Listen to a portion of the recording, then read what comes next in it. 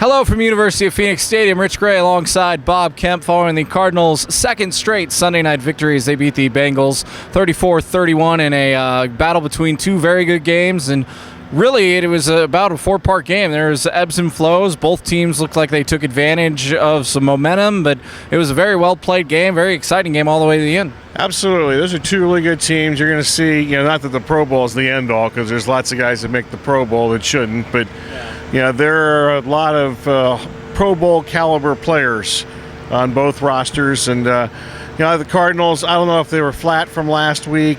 Palmer mentioned he was pressing. He admitted he was pressing some. He had the two picks, even though I thought Nelson kind of quit on that one play. I'm not sure what really happened on that one pick. But, that kind of started the game, and I guess there was a little come to the head coach type conversation at halftime, we gather now, in which he basically told Palmer to play, and I'm guessing that Ed's the king of the bleeps. He would have had to bleep what Arians was actually saying to Palmer, but they played an almost perfect third quarter. I can't imagine that any team this season in the entire NFL has played a better 12 minutes against a quality opponent than they did in that third quarter. 3 possessions, 3 touchdowns. The Bengals had 3 possessions and 0 yards. And you thought, okay, this is well in hand. And then, the next part of the game is that they did almost everything humanly possible. Offense, defense, special teams. They gave up a big return. Butler, who had a very good night, had a really bad punt in the middle of all that. Arians blew all his timeouts. It was a mess. And, they were kind of, I think, not lucky to escape, but I think they were fortunate to escape. You get the ball back at 103, no timeouts, and boom, boom, boom, 3 straight completions, and then you get the unsportsmanlike conduct penalty. I made sure I got my official terms here. Mark Dalton gave me the whole thing on this. You simulate cadence.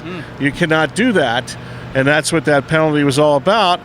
And I think they're lucky that there was a crew. I'm guessing not every NFL crew would have figured that out, and it might have been a false start. How much time was left? They still had more. So there was like 6 seconds left, so it would have been a 10-second runoff and gone into overtime. That wouldn't have been good. So the fact that it's a 15-yard penalty, also not a 5-yard penalty, because of the unsportsmanlike conduct thing. Even though they said that Catanzaro's kick he nailed it right down the middle. Yeah, it went straight down the middle. Yeah, but still, I assume that helps the confidence factor when you're 10 yards closer. But, those are basically 4 phases of this entire game, which were kind of crazy. Yeah, and then also, the offense started this game without Michael Floyd. J.J. Nelson stepped up and had a very big game, and he talked about that after the game. But the defense also, Patrick Peterson went out, and Gerard Powers had a really bad game, but Justin Bethel at times was able to fill in that role. Yeah, he did. Also, Frosty Rucker left the game, and I thought he was the best player in the field at the time he left the game. Another guy against the Bengals, his former team. So, they didn't have him towards the end, and they had some funky little line combinations out there, and it seemed to really work a few times, too, with the Gunters and Goldens coming up with really big plays. And, there were some combinations out there. I'm not sure if we've seen some of those combinations out there this year. So it was very interesting. And also one thing I want to make sure we all remember, 2 offensive linemen recovered fumbles. Yeah. Bobby Massey hustled and got a fumble recovery, which eventually became a touchdown drive. And Sendline, even though I'm not sure he actually recovered this ball, but they say he recovered this ball when Palmer got sacked and they kicked the field goal to give it to make it 31. And that's 10 points right there if those 2 guys don't recover, and especially the Massey thing, because he hustled to get that ball. That wasn't like a ball right at his feet.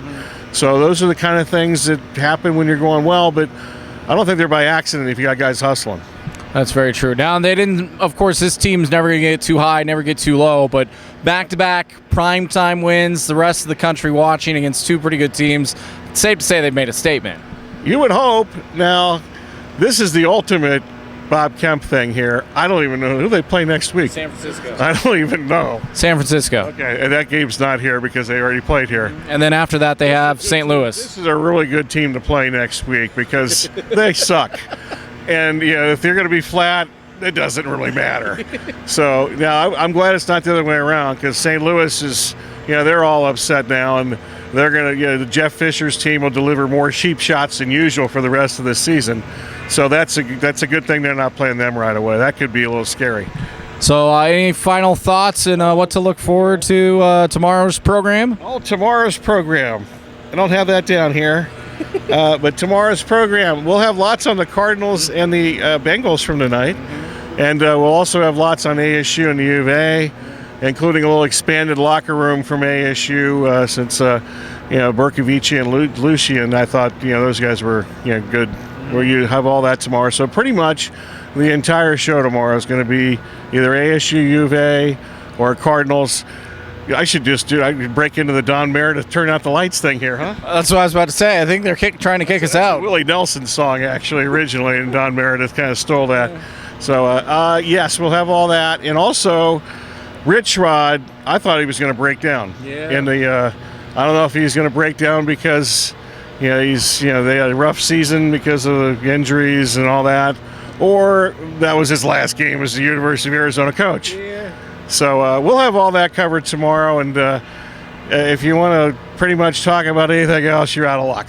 Well, Twitter, as you could probably guess, was pretty speculatory on Rich Rod and why he. I know, I bring him out every once in a while. So, what high school is that? Westview High School. And you went to ASU? ASU, Forkham, go Devils. Oh, how about that? So, for Bob Kemp. By the way, the LSU president or whoever it is did not exactly say Les Miles is here to stay. So he had an opportunity to do that today. So you can officially add LSU to South Carolina and Virginia Tech as the possibilities for Rich Rod's next coaching endeavor. So for endeavor, that's pretty big. That's pretty big word too. Yeah. Canyon Narrow High School. For Bob Kemp, I'm Rich Gray. Over to the Southwest at Athlete Factory. Check out our website, NBCSports1060.com. Ed Cole's got a bunch of good stuff up there coming up, plus Bob Kemp's bottom line, as always, throughout the game and post-game as well. And we'll have plenty more on the Cardinals and the Territorial Cup in tomorrow's programs. Have a good night.